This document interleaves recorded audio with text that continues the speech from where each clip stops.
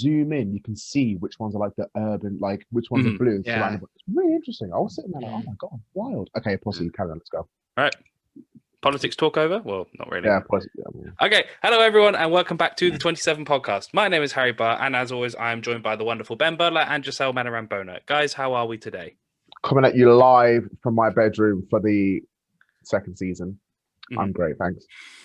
I need to change. Lockdown, you can't change it up because Lockdown 2 is just started. You literally have no choice, mate. You have to stay in your house. What you did today? Nothing. Great. Next week, coming at you live from my bathroom. I'll tell you what, though. So, do you know what has been captivating me since we went into lockdown, and even slightly before? The American election, which is still not over. Oh my god! What are you saying? Well, I mean, in fairness, this comes out on Wednesday, so let's tell everyone we are recording on the Friday, so quite far in advance. And obviously, the election happened on the Tuesday. The results that are coming in on the Wednesday, so we're 2 days after we should have found out. Yeah. And we still don't know the winner. I mean, we kind of likely know the winner, which if we go back to a couple of episodes ago, I believe I was the only one that predicted. Well, I mean, to be fair, I said it was going to be close. No. You said Trump Trump will win. I'd say, although I'm happy. It's not like I'm disappointed that I'm wrong. I'm actually very happy that I'm being proven wrong right now. Yeah. It's just like, it's one of those ones come through, and they have fingers crossed so far. But I've got the BBC News website up, and it's like got the paths to victory on like what happens. I think at the moment we're still waiting. Like, so for time frame, Biden's like about an hour ago just overtook Trump in Georgia. In Georgia. Yeah. So that's where we are. So I think Biden needs to win. He needs 2 from Arizona, North Carolina, Nevada, and Georgia, or he just needs to win Pennsylvania.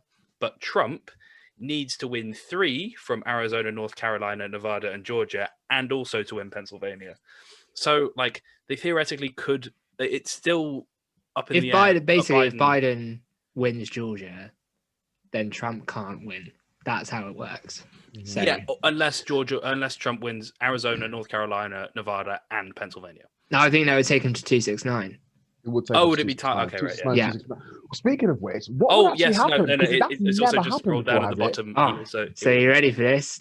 What would happen if it's 269? So me and Harry were just talking about this. So if we got to 269 each, the Senate picks the president, they vote on the president, and the representatives pick the VP. And at the moment, no bias. The Senate is red, and the representatives are blue. Yeah. But here's the fun part. This goes back to it. Just it's amazing it's how it's all come together. In the only time there's ever been a tie was in the 1800, where Thomas Jefferson and Aaron Burr tied. Mr. Burr. So what we need is we need Alexander Hamilton to rock up. Crazy. Madness, isn't it? I'll tell you what though.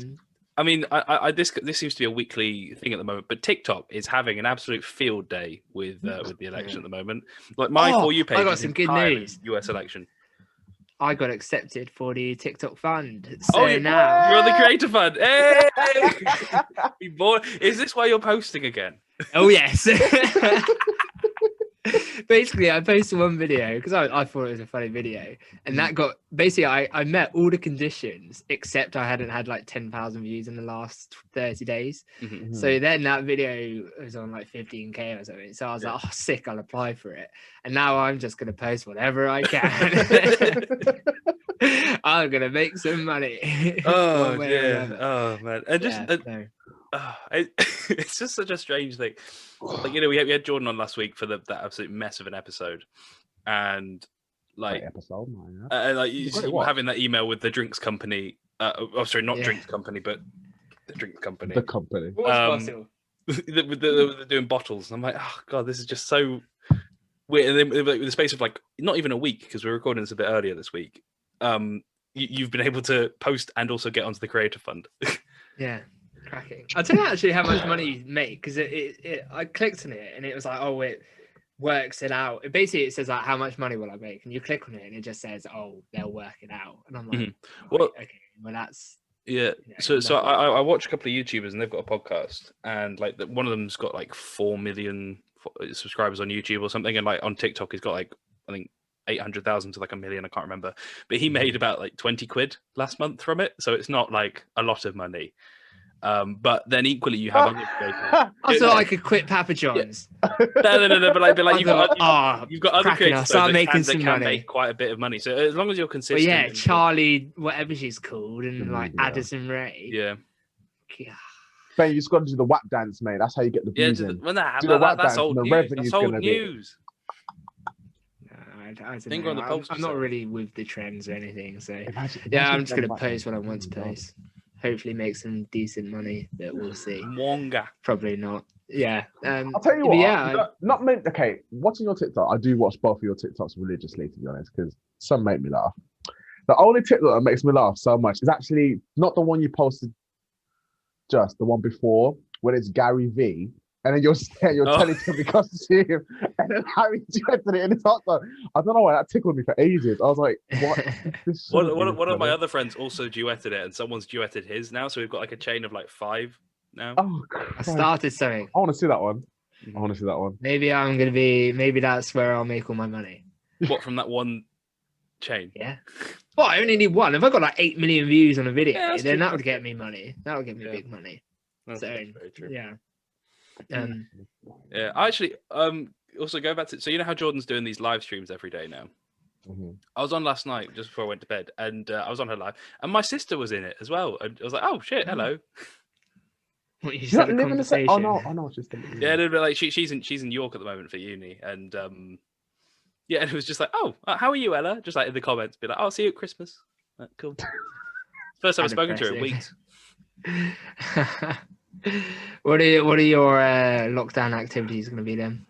I get you through? I have found online a 30-day ab workout. I'm doing that as well. I'm gonna yeah, and it's I mean the first, I mean you look at them, you're like, oh, the first day that's not too bad. So you're like, okay, I'll do that one. But it increases like what, by 3 a day? Like day 1 is 15 sit-ups, 5 crunches, 5 leg raises, and a 10-second plank. I'm like, okay, cool. That's very easy, doable. Day 30, 125 sit-ups, 200 crunches, 65 leg raises, and 120-second plank. That's quite. You're gonna come out of these 30 days looking like absolute studs, mate. Chiseled from the gods. Hell yeah. Those leg raises. I'm going to lose count. I'm definitely going to lose count at some point. Just in time for Christmas. Oh yeah, exactly. Yeah, I'm going to be when we can't see anybody. Oh yeah. Oh yeah. Get my winter bod. Hell yeah. Yeah, it's going to be a bit of a tricky one. Extending the furlough scheme till March. Do you reckon that's them saying, yeah, it's not going to be 4 weeks? Well, that's also them going, oh yeah, we're not going to extend it, but then we're going to extend it, but then we're not going to. I'm fed up with this government. I mean, I'm just going to throw this out there. I don't think they know what they're doing. What? You can't say that.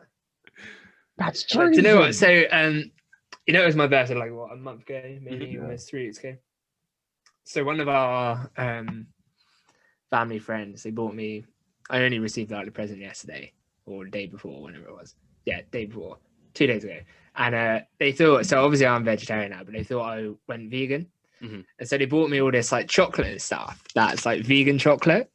So this is called Nomos and No Missing Out, and it's vegan, it's dairy, gluten, egg, nuts free. So nothing in chocolate. Well, it's got the cocoa. Oh, okay, yeah. Yeah. I am just going to say I'm glad I'm not vegan. On the packet, it's literally like, we've made the best recipe ever. For years, our chefs have been crafting a creamy tasting vegan chocolate recipe. This ain't it, Chief. It does not taste like it, but the problem is all the chocolate they got me was vegan free, so I got another one which is hazelnut. Maybe we could do a giveaway, Ben. Rice milk bar. I've got a rice milk bar. Let's say Moo Free. Yeah, that one's called Moo Free. And then I also got like a whole thing of truffles as well, which are vegan, dairy free, gluten free. So yeah, but mate, the sadness in your voice. Honestly, the sadness in your voice. Well, because basically, my mum was like, "Oh, they've got you. She was like, oh, they've got you some vegan sweets, and I thought it was going to be candy kittens. Have you guys had candy kitten sweets? Oh, is that the? I've seen. Is Jamie Lang's company. Yeah. They're so nice. They're so good. So I was really excited, and I thought I was going to get those. And then she came, and I was a little bit like, oh, but I mean, like, it was nice of them. Don't get me wrong. But I was really hoping it'd be those candy kittens. Yeah, clearly they don't listen to the podcast then, because you've just ripped into their presence. Yeah, no. Yeah, no, that was the highlight. Imagine really one off chance they watched this episode of all episodes. Yeah. Ben's birthday present must have arrived. Let's check out his reaction. The reaction video. Oh dear. Do you reckon we go to the Rusty Club? Yeah, let's take a trip down to the Rusty Club. Anyone fancy a pint? Our next guests are two men who wanted to tackle the issues around mental health within sport. They are striving to build a community to turn the tide against poor mental health, and they focus their attentions to the sport of rugby and are using this platform to get more people to speak out about the struggles they have gone through. Please welcome Rob and Dave from Looseheadz. Gentlemen, how are you? Very good, guys. Welcome to the podcast. Cheers, guys. Right. Thank you. Well, I mean, I guess the first question we start with is, could you explain a little bit about what Looseheadz is? I know I gave a little brief description, but maybe about how it came about and yeah. Yeah, so this is something that usually when we go on podcast, the other part of the trio of Looseheadz explains, so I'll take over. So Looseheadz was born out of Wilmslow Rugby Club, where we all played together. So it's me, my old man, and Dave, and we all we were sitting down watching the Lions games in 2017, so 3 years ago now, and we were all sort of talking about our rugby journeys, all different. We'd come across a lot of people that we sort of said back then had a bit of a life wobble. Mm-hmm. And what we realised quite quickly is it wasn't a life wobble, it was something much more than that. It was a diagnosable mental health problem. Mm-hmm. And we felt that we couldn't do anything positive for those mates other than say, do you fancy another beer, mate? Which helps for an hour or two, but it doesn't help in the long term. So that impotence drove us to form Looseheadz, so over the past 3 years, we've built up a platform for people to talk openly about mental health. Being typical blokes, we spent the first 2 years not really doing much. And we were quite keen. So Dave got us together sort of 15 months ago and sort of said, we've got a good idea here. Let's not let it just be an idea at the end of a bar. Let's do something and make a difference, because we had to follow a ship.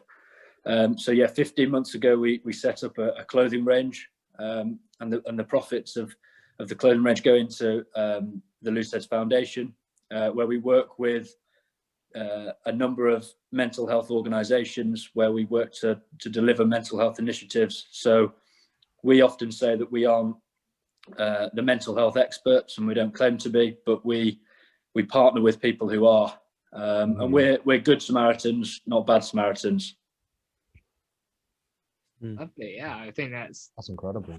A really interesting description. So I guess, could I ask, so neither of, I know it's just two of you here, but maybe out of three of you, did any of you ever suffer with a mental health issue and that's why you sort of brought it, decided to bring it along, or was it simply just the people around you? It's one of those none of us have been to a really dark place or had sort of any serious issues with mental health. We've all had our brushes with it. So 4 years ago now, I went through quite a serious breakup after a long-term relationship failed. It put me into a darkish place. Came through that without any real help. But what I realised was that being a typical bloke, rather than speaking to my mates or my family about it, I went home and opened the fridge, cracked a few beers and sat there on my own. And it took me and my now wife to sort of come through that. And she's really helped me to understand about how much it helps just talking about things. I've known kind of friends and family who have gone through kind of much more serious mental health wobbles, sort of diagnosable problems. And that's kind of where the real driving force for this has come from. Like Rob said, we've sat there and we've done the old, oh, do you want another beer? You know, do you want to chat? And really it's helping, but it's not all that we could do. So sort of Looseheadz was that extension of, right, well, we've got an opportunity here where it's not just going to be helping one or two people. Hopefully we can go out and we can reach thousands. So knowing that, I just wanted to ask you guys, like, what is the aim for Looseheadz? Like, when that was an idea, what was the aim that you had in mind for Looseheadz?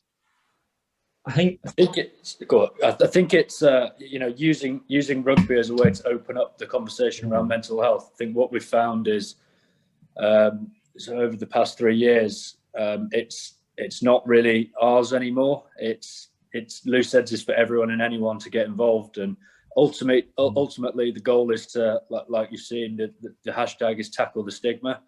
But what we want to do and what we work with our partners on is preventing and promoting. So it's you know, making sure that we open up that conversation. Prevent, promote, educate, and signpost is something that we talk about quite a lot. So I know I've had a chat fairly recently with someone that sort of came to me and said, no, I don't struggle. No, I don't have mental health, is what they said. And it's that education. So it's making people understand that they do have mental health, just like physical health. They have mental health. You might have good mental health and not bad mental health, but you still have mental health. So it's all about that education.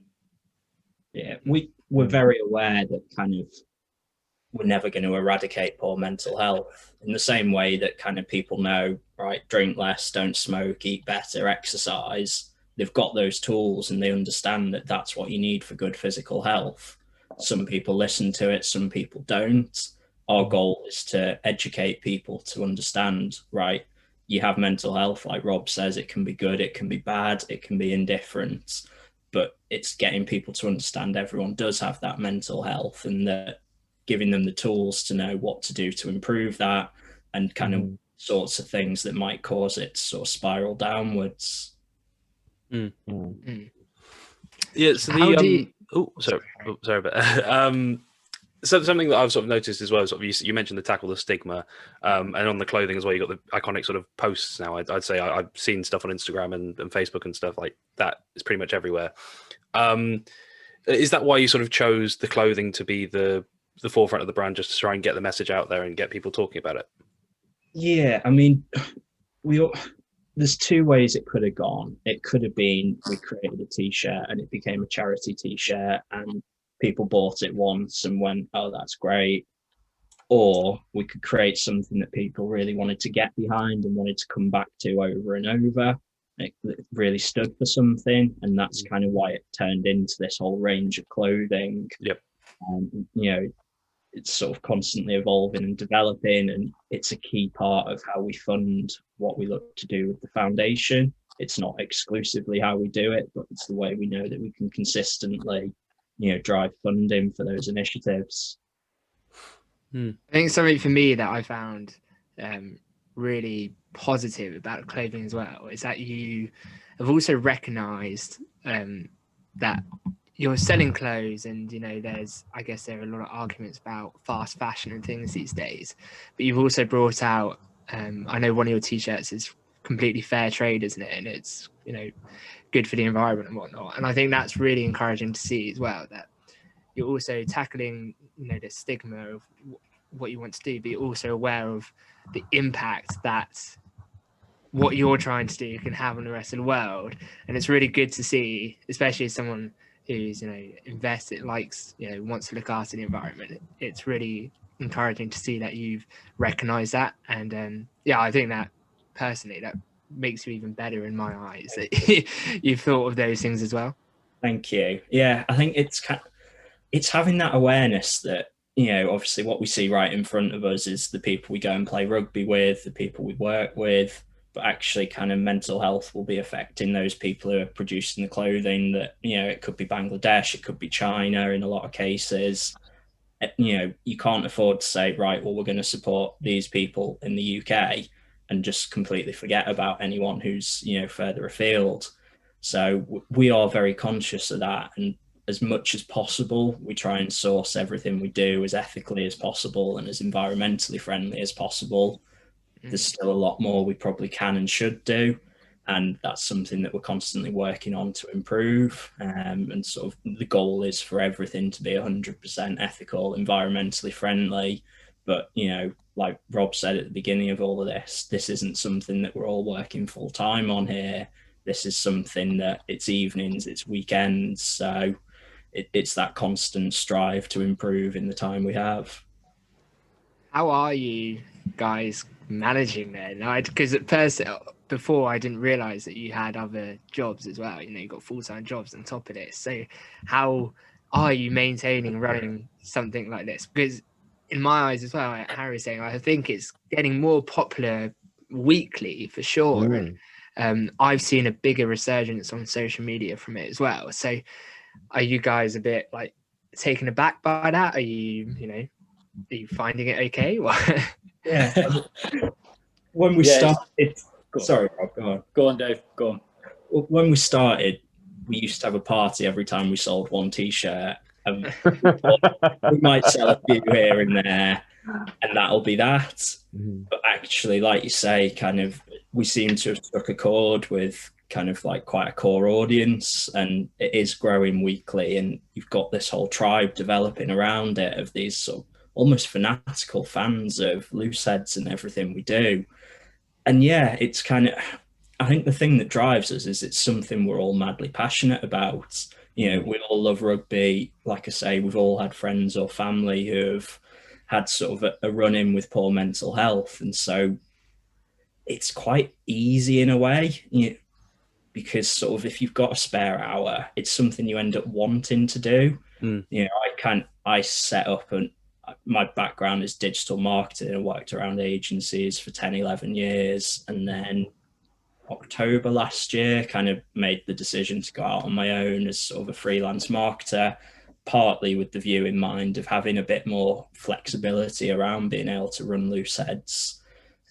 So it's just kind of adapting and doing what we can when we can. But like we say, we're also acutely aware that because it's only something we do in our spare time, there's a lot that can be improved and there's a lot that can be better. So it's just prioritizing those goals and chipping away at it.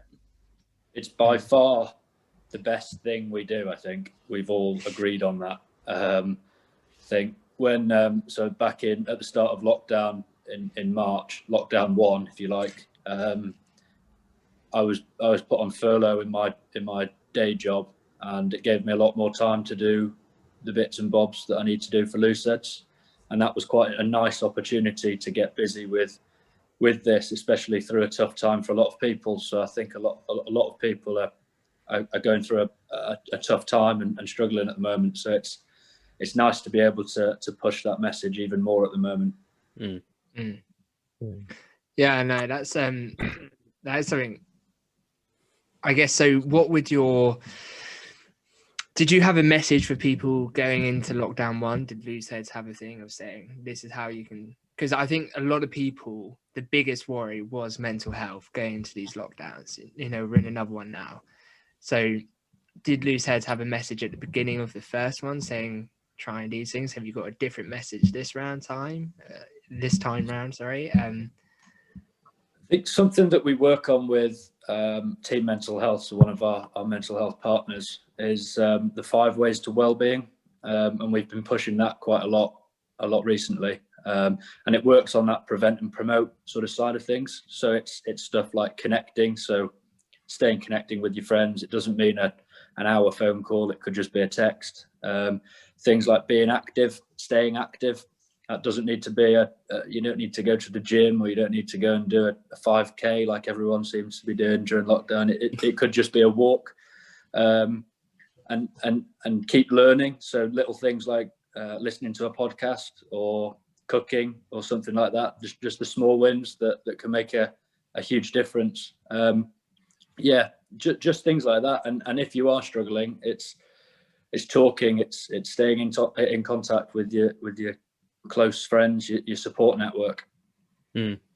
So one thing that I do find quite interesting as well is how like I don't actually follow rugby. Like my knowledge of rugby is from the boys because they talk to me about rugby all the time, like Rugby Nations, all that kind of stuff. Like it comes from them, and it's interesting how people pair Looseheadz with rugby or rugby with Looseheadz. Like they kind of come hand in hand. So what I kind of want to ask is like, how do you think the rugby world has received Looseheadz? Do you think it received it positively, or do you think it's been embraced in the rugby community? I think the response from the rugby community has been incredible. I think kind of a core part of our initial vision was taking that image of you've got these big, tough rugby players, you know, men and women who go. I hate using sort of war terminology around going into battle, but you know, they go and beat the living shit out of each other for 80 minutes on a Saturday. And then you've got that same person coming on and saying, look, you know, physically I'm broken, but also mentally I'm struggling with injuries, or, you know, I'm having issues in my personal life. And I think that kind of contrast is what really resonates with people, that you've got these sort of absolute titans who are then also showing that vulnerability. And the response from the rugby community, you know, Rob works with our ambassadors. We've got 23 now, is it? You know, from top international players to broadcasters to kind of, you know, players who are coming up through the ranks, but sort of, you know, probably relatively unknown unless you're really into your rugby. So we've got that support. We've got the Looseheadz Academy, which we've got about 100 members now of sort of people who are just as passionate, if not more passionate about Looseheadz than us. And then you've kind of got our partnership program that's coming up to about 50 clubs now. So sort of rugby is what we know and it's what we've lived all our lives, and that's where it started there. We don't want to be exclusively rugby because it's not just rugby players that mental health impacts, but you know, it's something we can really hang our hats on to begin with. And like you say, you know, we've been really well embraced by that community. And sort of, it would have gone to other sports first. I don't know if it would have had the same reception as we've had with rugby. Yeah, going back to your sort of ambassador, I think you said you've got 23 now. Like, you know, you've got Ugo Monye, Gareth Anscombe. I just wondered, how did you get Shaun Edwards to be your patron? Like, so it's quite a big task from the start. But yeah. So Mark, my old man, the other part of the Looseheadz trio, he played with Shaun Edwards when they were schoolboys. So that's where that came about. He tells quite a funny story that so Wales played against Scotland a few years back, and they were coming back. So it was in Murrayfield, and they were coming back down. So they were driving back. My dad and my mum were driving back down, and Shaun Edwards. So the whole Welsh team, I think, were in their service station. Shaun Edwards was in there, and my dad had obviously claimed that he was mates with Shaun Edwards throughout the years and all that. And my mum said to him, right, well, if you think you're, you know, best mates with him, go and say hello to him. So he went up and said, oh, hi Shaun, blah blah blah blah blah, and he just said, yeah, whatever, turned around and walked off. And then 5 minutes later he came back and said, you stopped me taking a kick, didn't you, in whatever year it was. And from there they've you know, they got back in touch, reconnected, and then once we started Looseheadz, we got in touch with Shaun, and he just said, you know, like a proper rugby folk, he said, yeah, whenever you need me, whatever you need, just let me know. So that's where that came from. Do you think that's really helped elevate the status of Looseheadz and perhaps get a bit more outreach and things from? Because obviously it's fantastic having, as Harry said, some of the other ambassadors you have. You know, that's the level that some of those people are at, being able to connect with all the people that, you know, they may have followers and whatnot. It must be really great. Yeah, I think so. No one's going to mess with Shaun Edwards, are they? So, but no, the people that we have on board, you know, in the ambassador roles. So, you know, Ugo Monye is probably our latest ambassador. He's on the TV. most weekends talking about rugby. And when you get someone like that on board shouting about Looseheadz and shouting about, saying it's okay not to be okay, it really does hit home. So, yeah, we can't thank the ambassadors enough, really. And Dave, you briefly mentioned about the Incredible. Looseheadz Academy. Yeah. Could you, just for some of our listeners, could you explain a bit more about what that is? Yeah, so it's people who want to kind of have a bit more involvement than just buying a t-shirt and telling their mates about it. So we've got an Academy WhatsApp group that I think there's 91 of them in there. And I mean, there's probably 500-600 messages a day that go into that group. It's quite overwhelming, I think, when people first join it, but it's incredible equally, because you've got these people who are going in there and sharing their own personal stories. They're kind of, supporting each other, whether it be giving tips around staying fit during lockdown, whether it's somebody coming in and saying, look, I'm having a bit of a bad day, work's not been great. And then you've got 20 people who instantly respond to them to say, look, my messages are open, give me a call, whatever you need. And it's got to the point where they're organising their own kind of like Zoom evenings. So, obviously being into lockdown, having that kind of social connections, been amazing. They threw a birthday party for us earlier this year. We got invited to our own birthday party. So yeah, it's just brilliant having these people who kind of they've got behind us, and it's probably been a large reason for the momentum we've started building these last few months. They are as important as the ambassadors, I think, from our side. It's like a support network. It really is special to see so many people who didn't, initially know each other come together and start talking so openly.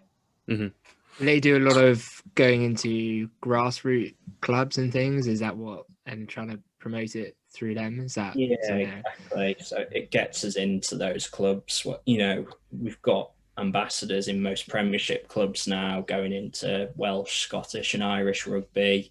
So we can reach that top level, but it's getting into those 1,500 grassroots clubs in the UK. And, when you've got somebody who's that passionate about what we do going in and saying, look, you need to pay attention to these guys, you need to sort of put this poster up, you need to host this evening, it resonates with people in those clubs. And, it's been a huge help getting in there and helping us reach those people.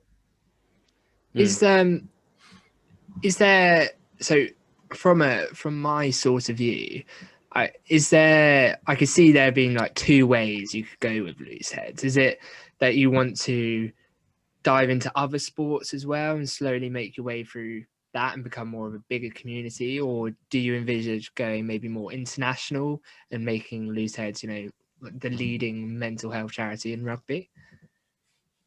The honest answer is we don't know at the moment. Yeah. It's entirely possible we do both. I think we've already started to pick up a bit of international momentum. So we've had orders from Japan, the USA, Sweden, Malta. So it's picking up a little bit of steam there. Obviously, the logistics behind getting what we do into other countries is a bit beyond any possibility at the moment. So that's a slow burner. Like I say, equally, it's not, Looseheadz isn't exclusively rugby. Obviously, the posts is pretty symbolic of all things rugby, but we see no reason why somebody who plays cricket or football or athletics wouldn't come and get involved. But it's just, rugby is what we all know at the moment, and it's where we've got that initial momentum and where we think we can make a difference in the short term. But we'd obviously love to still be doing this in 20-30 years, and however that develops, as long as we're helping at least one person out there, we'll never stop. I did see one of your followers, I guess she was raising money. I think she did a 24-hour tennis match.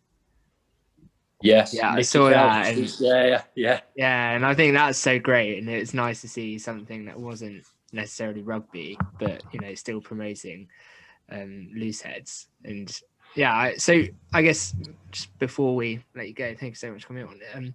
Have you guys got? Is there an end goal? I know you've just said that you don't really know where you want to go yet. Is there something that you want Looseheadz to, particularly have done?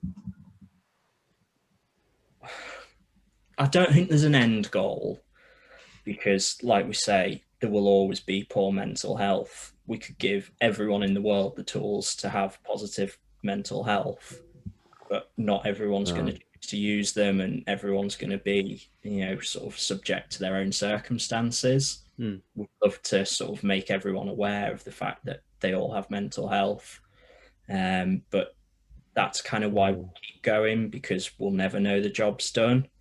We set ourselves kind of a few shorter term goals, and a few of them have been achieved. Almost as a bit of a joke between us, we said that we'd be absolutely over the moon if somebody chose to get a Looseheadz tattoo in the next few years. Lo and behold, And they have. Got a message, and we were absolutely blown away by it. I mean, you've got to feel we're doing something positive out there, and that's the thing. Like, we'll never know if we're helping someone out there. We'll never know if we've got somebody to open up and potentially avoid sort of a catastrophic outcome. But we think that we might be helping someone out there, and that's why we'll keep going and never stop with this.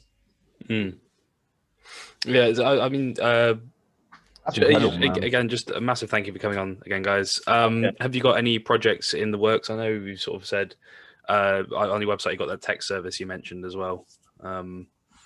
Any projects or any sort of shout outs you want to make before we finish? Yeah, I mean, kind of COVID and lockdowns have sort of put a bit of a halt on quite a few of the things we were working on, and we are, even kind of as schools and rugby clubs have kind of started opening up, we've been very conscious of not kind of throwing extra people into those mixes, just because we don't want to risk anyone's health. So it's sort of slowed down some of those things, but we're currently working on kind of how we can evolve that and almost turn it digital. So sort of one of the key things that we're working on is the Wellbeing Through Sport program. It's the idea that you start teaching children, young as kind of 6 or 7, about emotions, about mental health, and kind of putting in place good structures so as they grow and develop, they're better equipped to deal with, sort of what life throws at them. There's all sorts of statistics around if children start to experience these issues at a young age, it's much more likely that they'll go on and develop poor mental health as they grow. So it's kind of looking at how we can still achieve that, but without necessarily having to have a physical presence in the classroom or rugby club. So that's sort of where a big part of our energy is going at the moment. Yeah.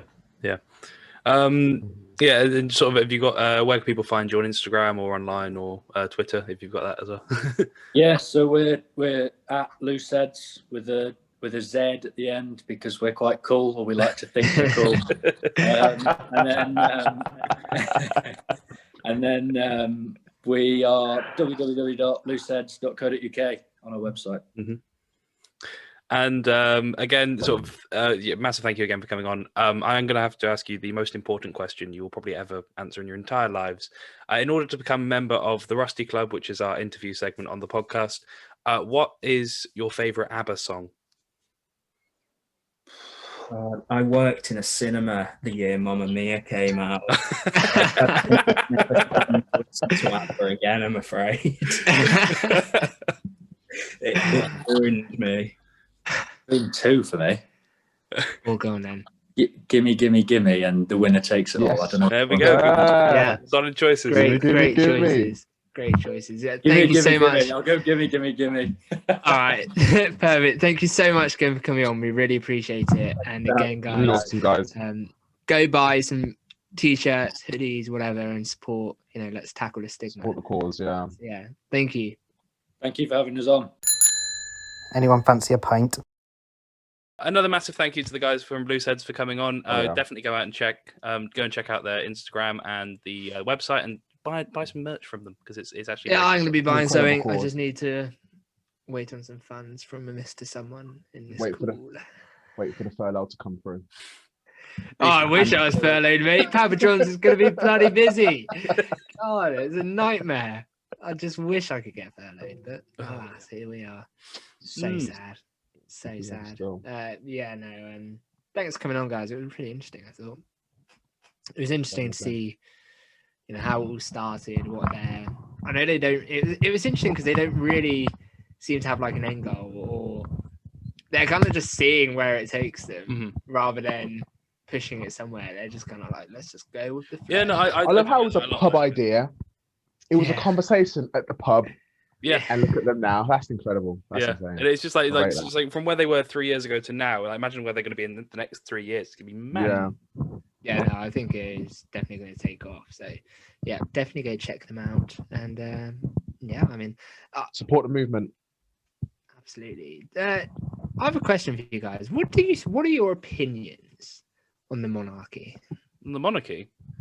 I used to be like really sort of, when I was a kid, I was like, oh, they're really cool. And then I went through a stage of being like, oh, they're terrible, I hate them. But whereas now I'm kind of like, well, they don't really do a lot, but there's a massive tourism industry created around it, so I don't really mind. I mean, I'm not like kill them all. I want to not like, oh, they're amazing. It's just they're there. So literally, I think they're just there. I think the only thing that amazes me about them is how Queen Liz is still like rooting, like whatever she's on, I want it, mate. Like, also Prince Philip's still bloody alive. Yeah, I was about to say whatever Prince Philip's done to keep him alive. Ooh, bloody hell. Did you see that meme? It's like Prince Philip is the physical example of when your phone battery's on 1%. I was crazy, but yeah, it's insane. Awful. But like, you know what? I mean, another thing I don't get is sort of why everyone hates Prince Harry and Meghan Markle so much. Like, all the papers absolutely despise them, and I'm like, what have they done wrong? She's not because she's not. She's part American. of the. She's an American. Wait, she's not. Part of the. That's so stupid. Yeah, I mean, I think you guys have you watched The Crown? No, I haven't. No. Oh my god, it is like the best TV series out there. It is so good.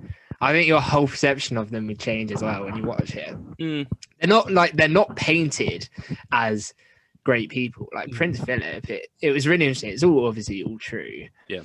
And some of the stuff Prince Philip did, or the way he acted, was pretty shocking towards the old Queen. I mean, yeah.